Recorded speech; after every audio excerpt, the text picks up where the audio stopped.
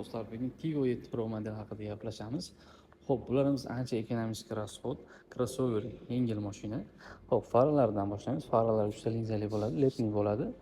Xo'p, pastda ham e'tibor bersanglar, mana.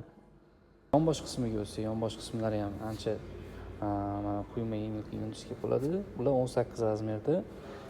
Xo'p, bakovoylari burilib chiqadi, polni yonadi. Mana e'tibor bersanglar, 360 kameralari bor. И бескулчевой достуp sensor bo'ladi, mana. Ichki salonlariga o'tamiz. Ichki salonlari mana koja, polni koja bilan tikib chiqilgan. Sizning paymetlari bor. Ancha qulay mashina. Juda ham yumshoq mashina. Aslida olganda rullari elektronika rul bo'ladi. Climate control, cruise kontrollari bor. Rul isiydi. И kolonkalari ham Axuka Sony bo'ladi, original. Tabloni ham polni ulangan bo'ladi. Elektronika kichik, ham mexanikaga, ham avtomatik bo'lsa bo'ladi. Bemalol sensor polni ham yo'g'i, ham sovutadi, ham isitadi. И беспроводной зарядчилari bor. Telefoningiz avtomatik zaryadka olsa ham bo'ladi. Polniy panoramalik, mana ahamiyat bersanglar. Ham 5 mistali ancha keng.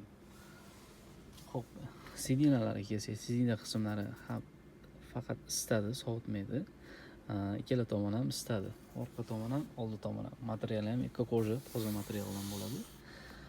Bularda расходы 7 Pro modellarimiz расходы 7 ta 8 ta расход qiladi. Ancha ekonomik. Orqa ko'rinishlarni ham beradi. Orqa ko'rinishlari ancha chiroyliroq. Mana ko'rsanglar bo'ladi. Kelib olsanglar bo'ladi bemalol. Juda ham yaxshi mashina.